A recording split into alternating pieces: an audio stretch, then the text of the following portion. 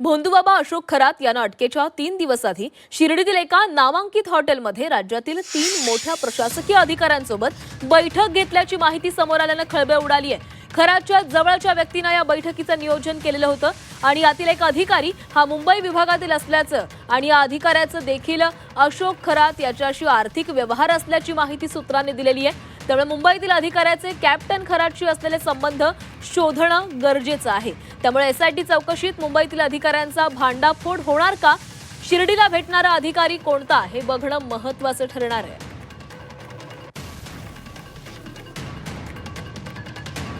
दरम्यान याबाबत Shirdi police station बाहेरून आढावा घेतलाय आमचे प्रतिनिधी कुणाल जमदाडे यांनी। महिला अत्याचार प्रकरणी अटकेत असलेल्या कॅप्टन खरातचे एक ना एक कारनामे आता समोर येऊ लागलेले आहेत आणि या कॅप्टन खरातचं शिर्डी कनेक्शन देखील समोर आलेलं आहे। आणि या शिर्डी कनेक्शन मध्ये या कॅप्टन अशोक खरातने अनेक शिर्डी शहरातील मोठ्या उद्योजकांबरोबर आर्थिक व्यवहार देखील केले असल्याची माहिती समोर आलेली आहे। आणि या अशोक खरातचं शिर्डी कनेक्शन हे आहे ते पुन्हा एकदा समोर आलेलं आहे। शिर्डी शहरामध्ये अनेक मोक्याच्या ठिकाणी जमिनी या अशोक खरातने विकत घेतलेल्या आहेत आणि त्यासोबतच अनेक व्यवहारांमध्ये अशोक खरातने पार्टनरशिप देखील केलेली आहेत। मात्र त्याचबरोबर शिर्डी शहर परिसरातील एका विनोद नामक पंटरने कॅप्टन अशोक खरात आणि राज्यातील 3 महत्वाचे IAS अधिकारी यांची बैठक एका नामांकित हॉटेलमध्ये घालून दिलेली आहे।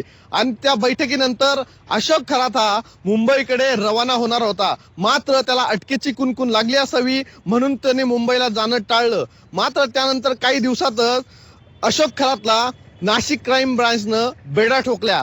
मात्र अशोक खरात जरी कारागृहामध्ये असला तरीही अशोक खरातचे कारनामे संपायचं नाव घेत नाहीये। शिर्डी शहरामध्ये अनेक जमिनीच्या व्यवहारामध्ये अशोक खरातची भागीदारी आणि अशोक खरातने घेतलेल्या प्लॉटिंग मध्ये त्याचं नाव देखील समोर आलेलं आहे। मात्र हे शिर्डीमध्ये अशोक खरातला भेटणारे 3 IAS कोण असा प्रश्न आता उपस्थित होतो आहे। आणि या IAS मध्ये एक ठाणे जिल्ह्यातील एक मोठा डेप्युटी कलेक्टर देखील सहभागी असल्याची माहिती समोर येते आहे।